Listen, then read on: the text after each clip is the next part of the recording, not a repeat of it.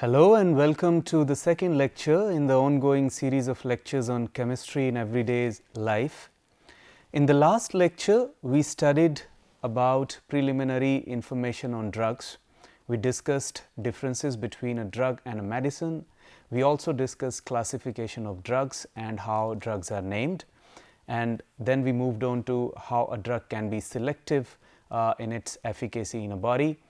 We discussed certain naturally occurring drugs and also found out how to get the lead compound and then what is done on a lead compound through molecular modifications. This is all what we did in the first lecture. In today's lecture, what we are going to discuss is a continuation of where we left in the last lecture. We'll discuss types of drug action. We'll also discuss biological response of drugs and information on drug targets. We'll spend a lot of time on the drug targets, namely enzymes and receptors. We'll study drug receptor interactions or drug enzyme interactions. Then we'll discuss drug protein interactions, primarily those drug and receptor and drug and enzyme interactions. We'll study them in more details. And how a drug binds to a receptor or an enzyme. So, basically this whole lecture will talk about the functioning and the mechanism of action of a drug vis-a-vis its impact, its therapeutic impact. Okay. So, let us move on with this drug interaction and how drugs act. Drugs primarily act through either stimulating the system or depressing the system or then modifying or modulating an immune response. They can also act as antimicrobial or antibacterial for that matter. They can act through irritations. They can also act as cytotoxic agents, or they can act through simple replacement. Now, whenever a drug reacts on a body, you must understand that most of the drugs which we are primarily focusing on are very small molecules. They are small organic molecules of masses between like 100 to 500 Daltons. There are certainly exceptions, especially which are coming more and more up in the coming years, and you would see that a lot of macromolecules would be coming to market as drugs in the times to come, but so far primarily when we talk of a drug, we talk of a small molecule, a small organic molecule of this size. Now, when a drug interacts with a target, and I told about a target in the last lecture as an epicenter which is responsible for a disease. Due to its action, due to its interaction with that epicenter which is called drug, it produces, which is called a target, it produces a biological response. All right. So, then we need to understand both a target and a biological response, right. So, we will first try to see what is a biological response. A biological response, when a drug interacts with a target or interacts with an epicenter of a disease, is the behavior of a living organism which results from use of that drug, right. So, that is a biological response. This can be classified in terms of effect and action, right. So, a biological response is actually a mixture of an effect and an action. What do we mean by that? Let us try and understand. Action is how the drug would work, usually by enhancing or inhibiting a cell function, right. Because whenever a disease occurs, that disease occurs because of some abnormal enhancement of a function, of a cellular function, or on the other side some lowering down of the same cellular function or the other cellular function. So, either the cellular machinery has become hyperactive or the cellular machinery has toned down in its effect, in its functioning, right. So, that is an action.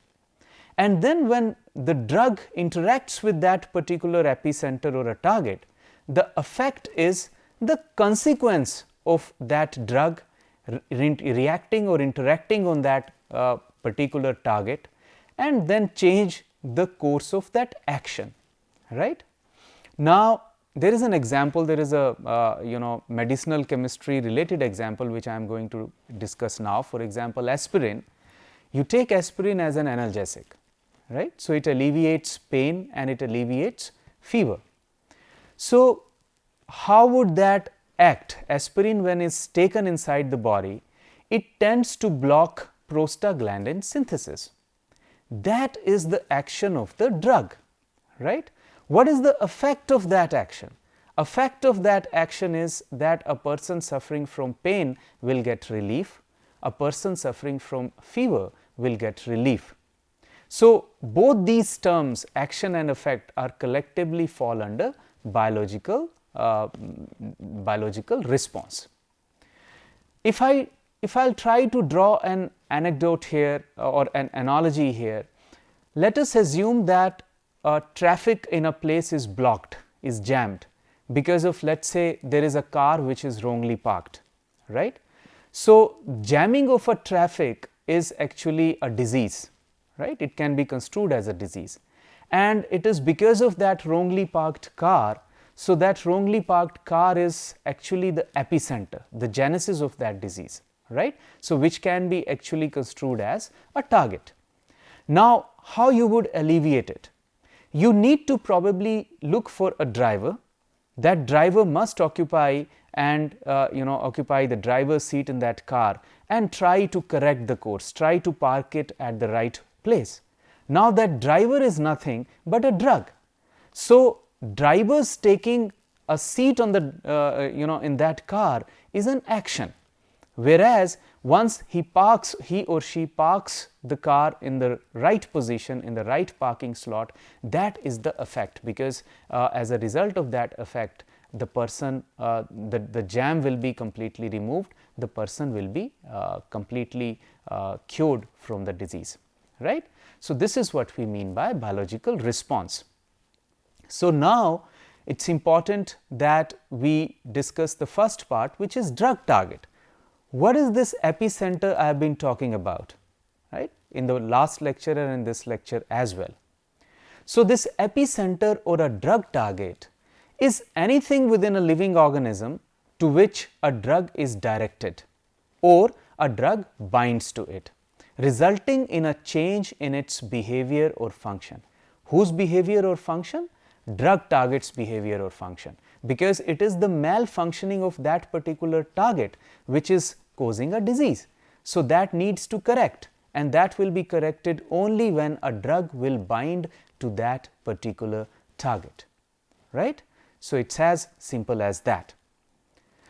When we talk about drug target, most of the drug targets we encounter are actually proteins, and I hope you are all aware of what proteins are. That has already been taught to you in other series of lectures.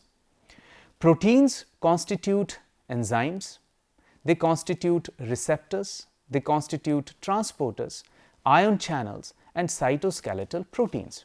So, all of these are the drug targets primarily, which are actually proteinaceous in nature. Apart from proteins, other drug targets might be DNAs or RNAs, which are nucleic acids, or in some cases a drug target can actually be a lipid membrane, which is a cellular membrane. A cellular membrane consists of lipid bilayer. All of you are aware of that. So, that lipid bilayer also can sometime act as a drug target, and sometime it can be miscellaneous. In very rare circumstances, the disease might have caused due to certain metabolites, certain bone matrices, and certain physiochemical substrates. Now, if we look at this pie diagram here, you can easily see the present situation as far as drugs and the targets are concerned. You would note that around 36% here and 38% here are actually the targets which are proteinaceous, G protein coupled receptors. They are very specialized, super specialized class of receptors which had been not quite recently found out, and within a very short period of span they have become the major target of interest, as they have been found to be the root cause of many of the diseases. So, around 36% of the diseases stem through some malfunctioning of G protein coupled receptors. About another 38% of the diseases are attributed to malfunctioning of enzymes which are also proteinaceous nature. Then you have ionotropic receptors, kinase related receptors, so another 9 and 9% here. So, almost 80% or more than 80% of the diseases, they are caused by some malfunctioning in the proteins, whether it is receptors or it is enzymes, or then certain these kind of ionotropic or ion channels and all. So, considering this, we have figured out that most of the protein particles, the kind of ion channels or enzymes or transporters or receptors are root causes of diseases. And also amongst them we have seen primarily enzymes and receptors constitute majority of diseases, and they are the ones where the drug must act. So, for the rest of this discussion, for rest of this lecture today, we will focus our studies, we will focus our discussion on enzymes and receptors and how drugs behave with enzymes and receptors. Before that, we should understand enzymes and receptors and their functioning, and I will give you a little bit amount of information on that very quickly. So, first about enzymes. You probably are aware that enzymes are your body's, your cell's catalysts, right. So, cell requires catalyst.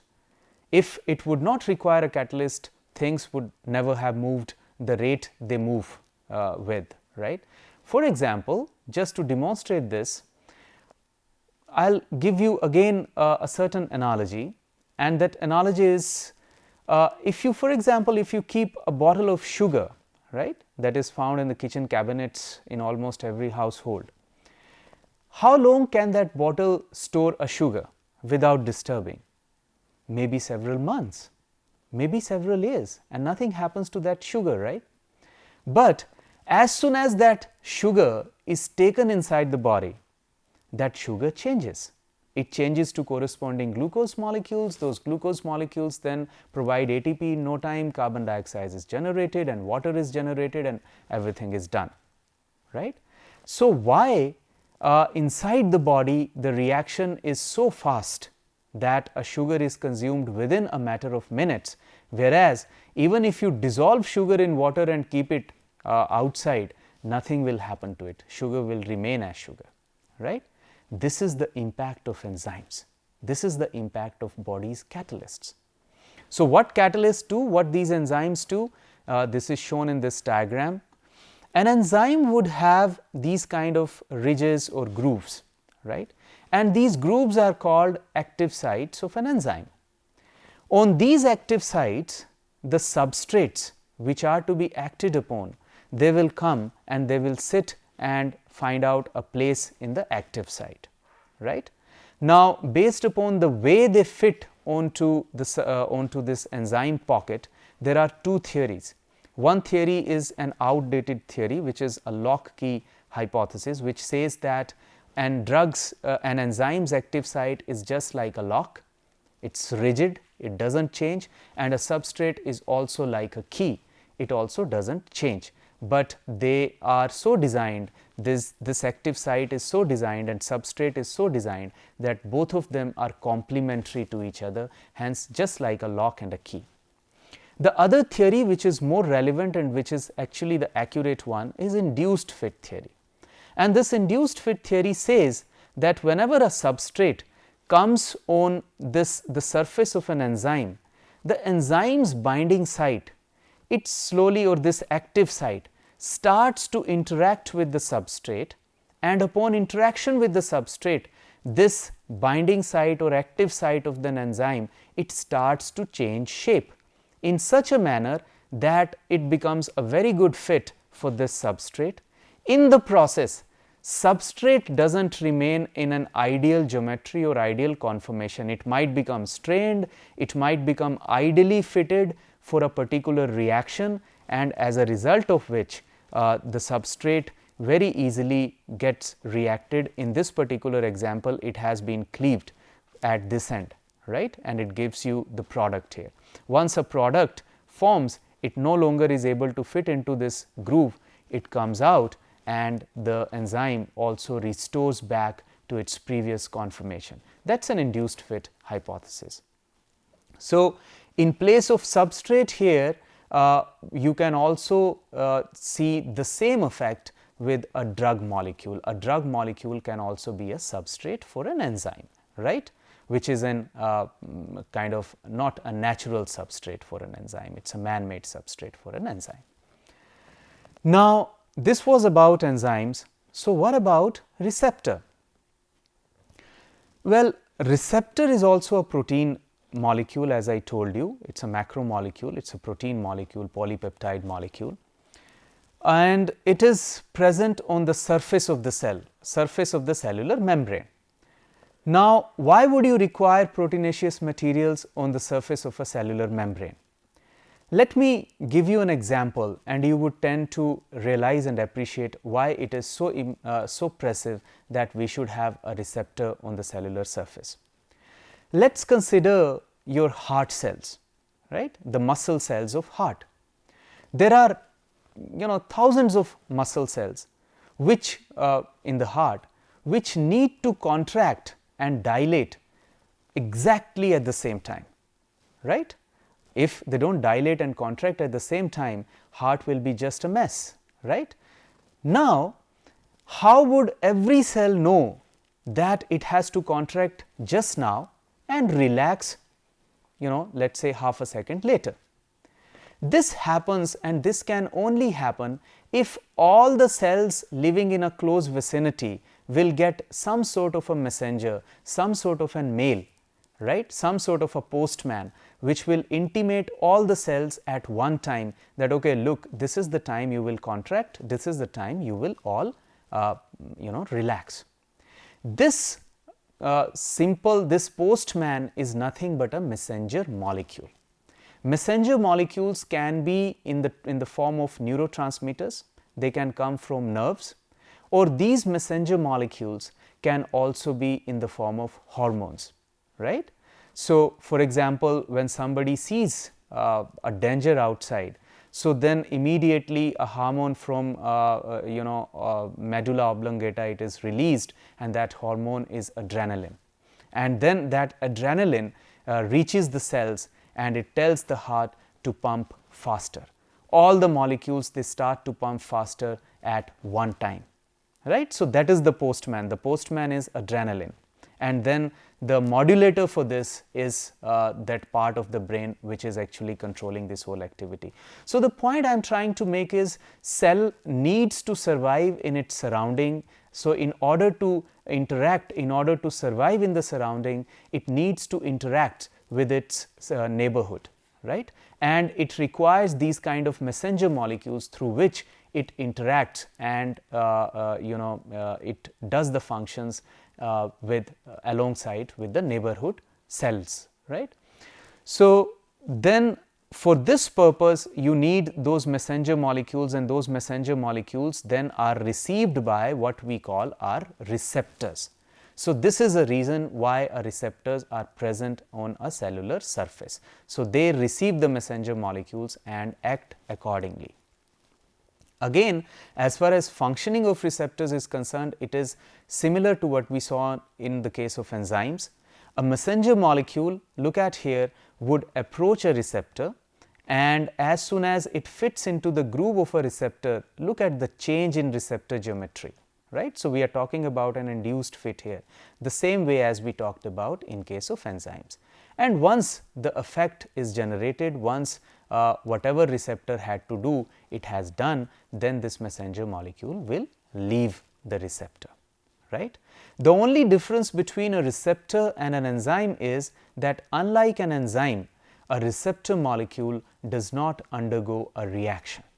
It only sends a message to the cell to act accordingly. Whatever the messenger molecule has told the cell to do, it tells to the receptor, and receptor communicates that information to the cell to act accordingly, right? Now, how would a receptor tell the cell and what it will do to make the cell work accordingly to the function, to the message it has received through the messenger molecules? There are two ways in which a receptor can act. A receptor can act through modulating what we call ion channels, or it can also modulate membrane bound enzymes, right? So, let us look at how a receptor can modulate an ion channel. I hope you are all aware of ion channels. If not, then ion channels are these kind of transverse proteins which sit across the cellular membrane, right. So, since these are proteins and this kind of inner surface is quite polar, they are able to facilitate movement of ions within the cell and within the cell to outside the cell, or from outside the cell to within the cell. So, they facilitate movement of ion across the cellular membrane, and that is very important for a plethora of activities of cell. For example, every nerve response is basically polarization and depolarization process, in which this kind of removing of certain ions or coming in of certain ions is a crucial activity, right. So, let us say a receptor has received a response. There is a messenger molecule, it has reached a receptor, and this receptor is just present at the ion channel in such a way that it is acting just like a gate of the ion channel, right. So, in its native conformation, in its relaxed conformation, it is manning the gate, it is not allowing any interaction of the ions from outside to inside or from inside to outside, right. Now, as soon as the messenger molecule comes in and it fits into the receptor, because of the induced fit mechanism, receptor changes a shape, and because it changes its shape, there is a corresponding change in the ion channel gate, and this gate opens up. And the moment it opens up, it facilitates movement of ions, and then the simple signal which it received gets multiplied many folds, because one messenger molecule becomes responsible for exchange of, let us say, thousands of ions in a flash of time, right. So, that is how, let us say, if this is the effect of a cell was entitled to bring, then the cell will bring this particular effect, right. The second one I mentioned here was membrane bound enzymes. So, just like ion channel, sometimes these receptors, once they receive a messenger, they change the shape, and because they change their shape, their changing shape can also influence certain enzymes inside the cell to perform, to activate or get deactivated, right. So, that is another way how a receptor molecule can function. So, as I told you, drugs will primarily react with either receptors or enzymes. So, after having seen how these enzymes and how these receptors they behave with their corresponding substrates or messenger molecules, it is important now to understand what a drug will do to them, right. But before we know that, we also should understand, since these are proteinaceous in nature, both receptors and enzymes, we should also know their configuration, so that it will make us easy to predict how a drug will react or interact with them, whether it is receptors or enzymes. So, again, all of you know this fact very well. An enzyme or a receptor or any protein for that matter is a polypeptide. And these polypeptides, they do not just stay like that, they orient in what we call as secondary structures. These secondary structures could be alpha helix, or these could be beta plated sheets, right. So now based upon this secondary structure, they become further twined or intertwined and become very complex 3-dimensional molecules, and those 3-dimensional molecules are actually give a protein its particular shape, whether it's fibrillous, whether it's globular or whatever, right. So this 3-dimensional structure is because of intertwining and mixing of all those secondary structures inside as you could see here. Now we should understand, and I think you know that, why this tertiary structure is stable, or it acquires the shape it finally acquires. And that is because of these type of secondary interactions between the residues of these polypeptide chains. So these secondary interactions could be ionic interactions like here. These secondary interactions could be covalent interactions like here between sulfur-sulfur. These secondary interactions could be hydrophobic interactions, and these secondary interactions could be hydrogen bond interactions. All of these interactions are quite feeble, barring maybe ionic interactions and covalent interactions, but nevertheless these interactions play a major role in order to stabilize a 3-dimensional structure of a protein particle, right. Well, sometimes a protein is constituted not by a single polypeptide, it is constituted by 2 or more than 2 polypeptides. In that case, both the polypeptide acquires their corresponding 3-dimensional shape, and then they mix together and they give a quaternary structure to a particular protein, right. So in this case, for example, the upper half is one polypeptide alpha chain and the lower half is another polypeptide chain, which is beta chain, right. So now, knowing the structure of a protein, we now should understand how a drug is going to interact with a particular protein. In order to understand that, we should again go back and try to understand a few terms. The first term is about the targets, and I have repeatedly told you that these targets are actually macromolecules. They are proteinaceous in nature mostly, and the examples we are following are receptors and enzymes. Now a drug is supposed to interact with its target, whether it is a receptor or it is an enzyme, by binding to its binding site.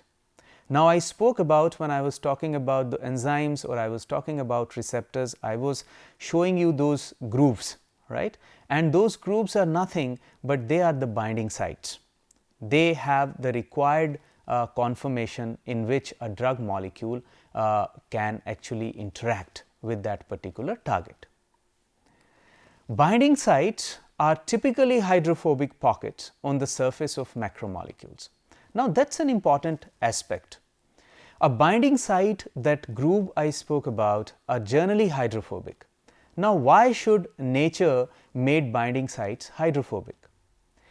The simple the simple reason for this is probably to keep water away. You must understand that a protein molecule, whether it is a receptor or an enzyme, is thriving in an aqueous environment all the time, right. But then aqueous environment is not good for reactions. Let us say an enzyme has to undergo a nucleophilic or facilitate a nucleophilic reaction, then water molecules can actually act as a nucleophile in that reaction, right. So it would not require water molecule within its active sites. So in order to keep water away, generally these binding sites are housed, or these are flanked by hydrophobic residues, and those hydrophobic residues, since these are water repelling, they would not let water come inside the binding pocket, so that the molecules can easily find a place inside the cavity and they can react and bind with the target. Binding interactions typically involve intermolecular bonds, and these interactions we will see in a short while. How a drug molecule interacts with that binding site in a target. Okay. Binding groups are the functional groups on the drug which involved in binding interaction. So corresponding to binding site, there are binding groups in a drug. So there is an interaction between a binding group and a binding site. So these binding sites and binding groups should be complementary to each other, right? Only then a drug molecule can fit well into the binding site. These binding regions are specific regions within the binding site that are involved in binding interaction, and then most of the drugs are actually in equilibrium between being bound and unbound to the target.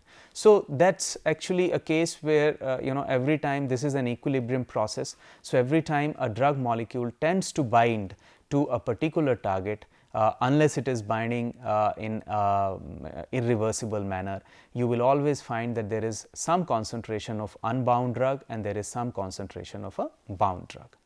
Let us understand this fact now in some more details. So, when we speak about intermolecular bonding forces, the kind of forces which keep a drug bound to a particular receptor or an enzyme, we talk about the intermolecular forces as electrostatic or ionic forces. We talk about hydrogen bonding forces. We talk about van der Waals forces. We talk about dipole-dipole interactions or other induced dipole interactions. Now, in the following slides, I will try to explain these in little bit of further details. For example, electrostatic or ionic forces. Now, with every such interaction, there is a corresponding diagram here to make this whole thing simpler to understand. Now, for ionic force, if you look at this particular figure here, there is a target and this target is proteinaceous in nature. Now, one of the residues of the target at the binding site has a free amine and this amine is protonated. So, this protonated amine can certainly engage in ionic interaction with, let us say, some functionality on a drug if that functionality happens to be ionic of different polarity. So, in this case here it is a carboxylate group. So, a carboxylate group and a protonated amine can engage in some sort of an ionic bond. So, these interactions are quite strong. They take place between groups of opposite charges. The strength of ionic interaction is inversely proportional to distance between the two charged groups. Stronger interactions occur in hydrophobic environments. This is the fact I told you in the previous slide, and ionic bonds are most important initial interactions as the drug enters the binding site. So, once a drug approaches a binding site, the first interactions to take place are generally ionic in nature. Okay. Let us move on to the second one here. The second one is hydrogen bonding. They are not so strong in strength in comparison to ionic strength, although these are very important interactions taking place between the binding site and the binding groups of a drug. A hydrogen bond, as you all know, can take place between an electron deficient hydrogen and an electron rich heteroatom. That heteroatom could be nitrogen or oxygen. The electron deficient hydrogen is attached to a heteroatom and this electron deficient hydrogen is generally called a hydrogen bond donor, whereas an electron rich heteroatom which tries to attract this hydrogen is called hydrogen bond acceptor. So, in this diagram you could see an image in which the target, which can be a receptor or an enzyme, contains an electron rich heteroatom. It could be nitrogen, it could be oxygen. So, for example, if it is a serine residue, you could consider that it contains oxygen with a lone pair, right. Likewise, if a drug contains, let us say, a hydrogen which is attached to an electronegative heteroatom and there is a stress on the electrons, this hydrogen can very easily start to engage bond formation with this nucleophilic Y group, which is electron rich, giving you formation of a hydrogen bond. So, in this case, this is hydrogen bond donor and target is a hydrogen bond acceptor. It can be vice versa, wherein target can be hydrogen bond donor and your drug can be hydrogen bond acceptor. Then we move on to van der Waals interactions. These are actually very feeble interactions. Very small energy is released as a result of this interaction, and this occurs between hydrophobic regions of drug and target. Basically, van der Waals forces are hydrophobic interactions. And how do they happen? They happen the way it can be shown here. As and when a drug molecule enters the binding pocket, there are certain pockets of that drug, there are certain regions of that drug which are hydrophobic. Likewise, you might find complementary hydrophobic regions in the binding site. Now, once they come in close proximity, there are certain polarizations, right? And because of those polarizations, there are small dipoles which are generated, and then unlike dipoles, they will attract each other, and this result into some sort of very feeble interaction, and these interactions are called van der Waals interactions, right. So, these interactions are because of transient dipoles on the drugs, and this results in formation of what we call van der Waals interactions. These interactions are very feeble, they have very small energy of stabilization, but at the same time they are amongst the most important interactions you will encounter between a drug and its binding site. Okay. And lastly, there are these dipole-dipole interactions. Let us assume that the binding pocket, the binding site of a target actually contains a permanent dipole moment, and likewise you also have a substrate or a drug molecule which contains a permanent dipole moment. Then there is always a chance of interaction between the two due to dipole-dipole interactions, and there is this kind of stabilization which occurs. So, it will change conformation, it will orient in a way to maximize this interaction here, resulting in formation of this dipole-dipole bonds. So, now after discussing all of that, let me just revise what we studied in this drug binding to a particular target. So, what we saw here is a drug target as a receptor or an enzyme, a macromolecule which contains certain regions, certain hydrophobic regions, and these hydrophobic regions or groups are called the binding sites. Then in this binding site, a drug molecule will approach and comes in close proximity. Eventually, there would be some drug molecules which will find a way to enter this groove and bind with that particular active site, and some will remain in an unbound manner or unbound state. There is an equilibrium between the two states at any given time, right. If I zoom into this portion, what I get? I find that within this groove where drug is settling down and it is interacting with this binding site, I would note and I would see that there are certain red regions called binding regions in the protein part, and you also have corresponding binding groups on the drug. So, when you have a complementarity achieved here between the two, this would result in certain intermolecular bonds. These intermolecular bonds could be very feeble as van der Waals bonds, these could be very strong as covalent bonds or ionic bonds, or could be of an average kind, average strength like hydrogen bonds. So, based upon every such bond formed, there is a stabilization, right, because there is energy released, there is a corresponding stabilization achieved for this structure, right, and that is how a drug is going to bind to a particular receptor.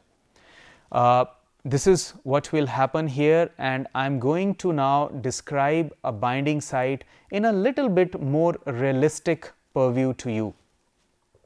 So, this is an active site or a binding site of a let us say a receptor or an enzyme, a target, right, okay, a proteinaceous target. So, what are you seeing here? You are seeing that this active site, this groove is flanked by certain residues. There is a residue number 195, there is a residue number 171, 109, 140, 101 and 53. What do these numbers signify? These numbers signify the order of their their amino acid residue. So, this is 195th amino acid, this is 171st amino acid in that polypeptide chain. Okay. If you count that polypeptide chain, let us say from N terminal to C terminal, this will come at 195th position, this will come at 171 position, at 109 position.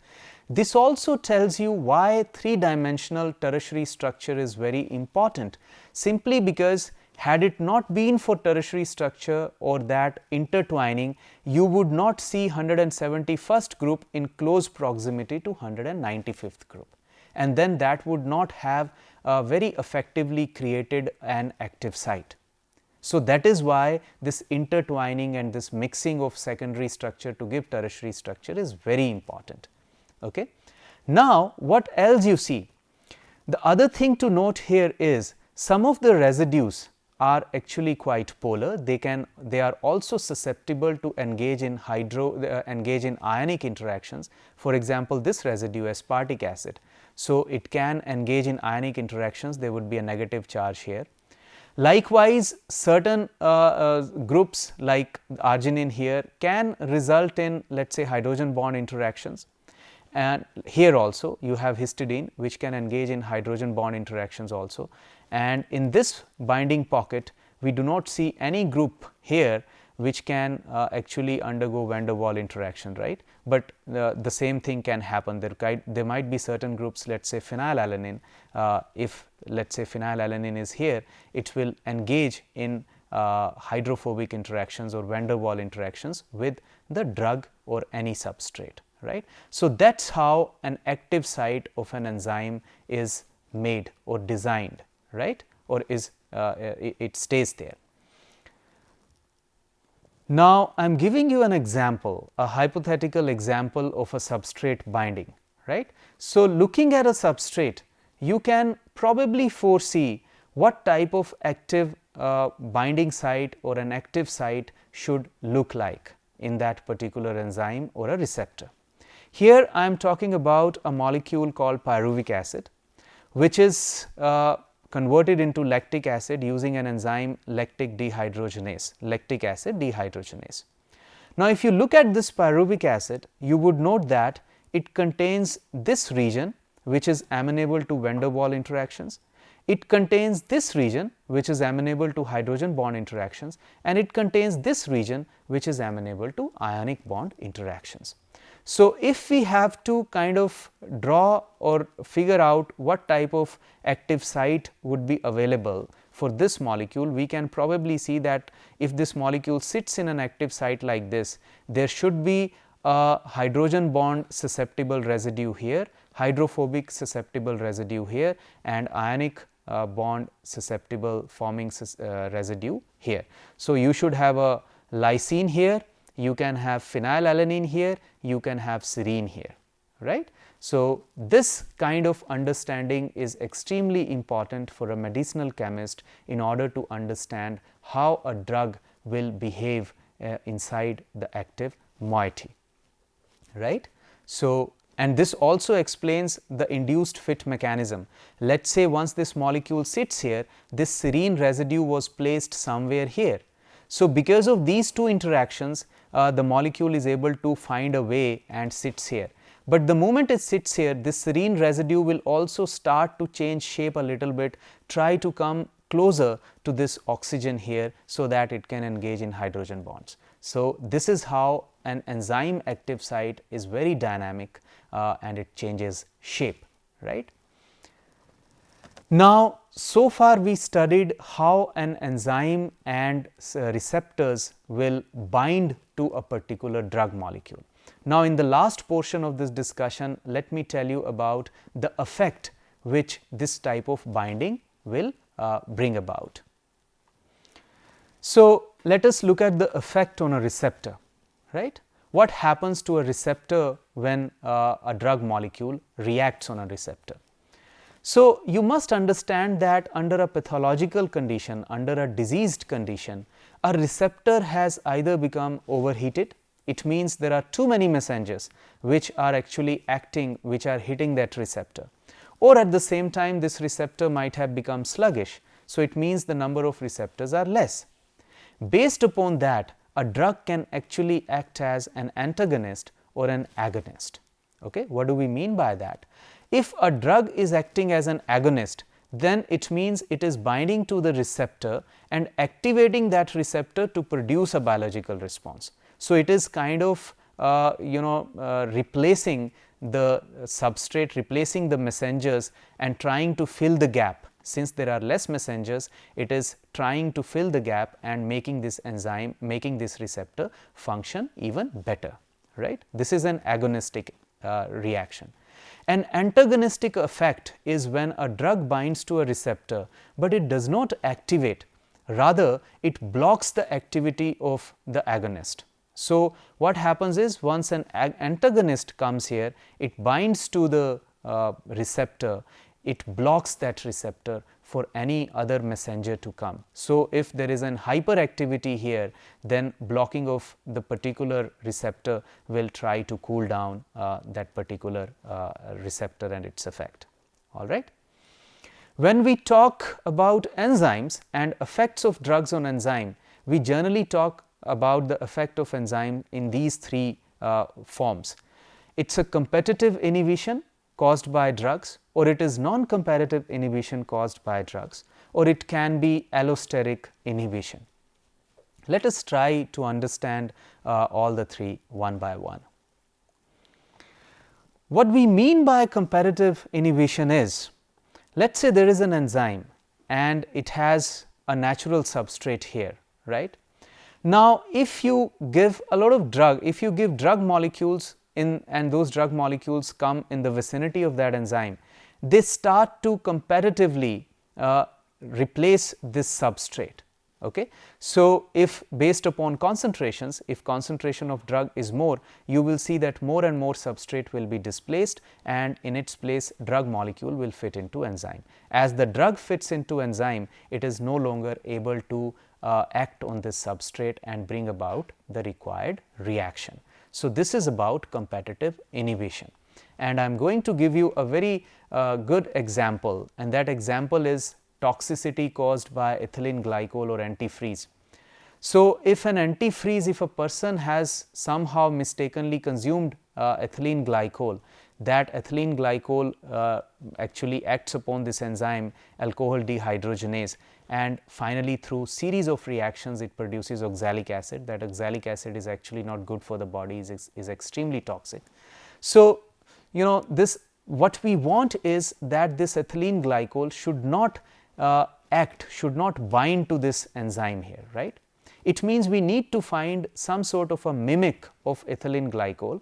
Ethylene glycol in this case can be construed as a substrate, and we need to provide in a drug, and that drug should displace this ethylene glycol. You know what the drug is? That drug is nothing but alcohol. Okay. So, if the person, if the patient is given alcohol in high concentrations, so that alcohol will start to compete with this ethylene glycol, and more often than not it will be this alcohol which will eventually bind to this ADH and then get the required effect, whereas ethylene glycol does not find an opportunity to bind to this enzyme, and then toxicities are certainly alleviated. So, this is about competitive inhibitor. There is a competition between a substrate and the drug molecule, okay, for a particular effect to be produced.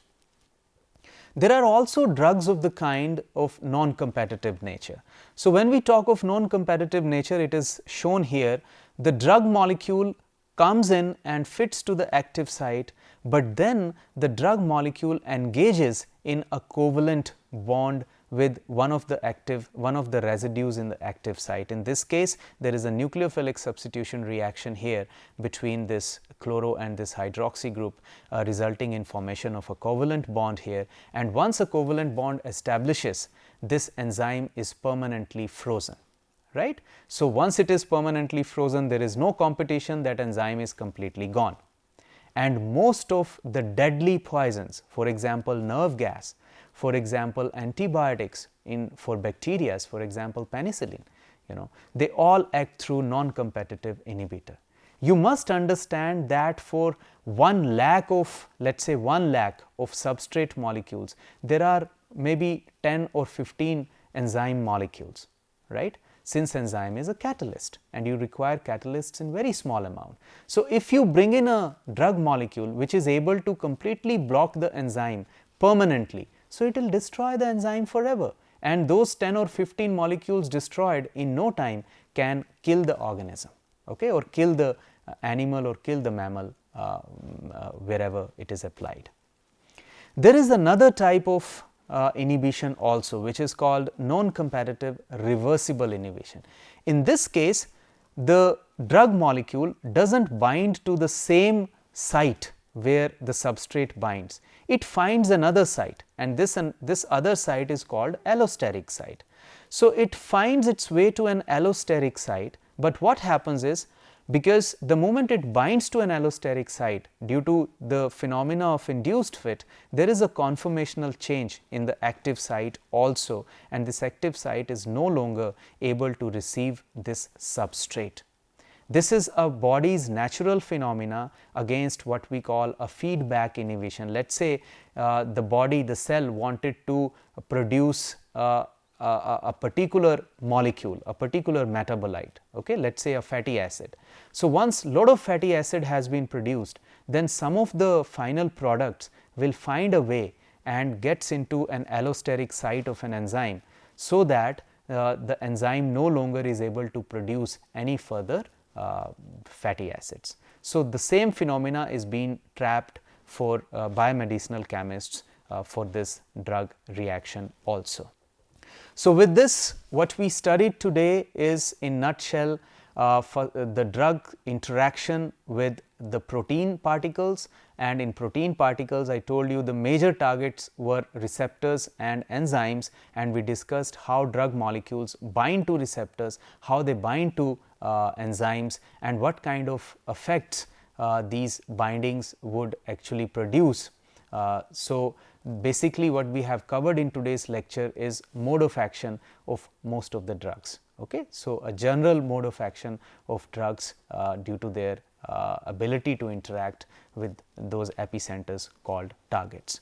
So, next time when we will meet, I will take you to different topics wherein we will discuss medicinal applications of drugs, wherein we will talk about certain diseases, and based upon the knowledge we have accrued so far, we will discuss and describe how those drugs bring about antibiotic effects, how these drugs bring about their antacid effects, how these drugs bring about their analgesic effects, or how these drugs bring about antipsychotic effects. So, I hope today's lecture was interesting for you, and I hope to see you again in the third lecture in this series. Thank you very much for spending time with me here. Thank you.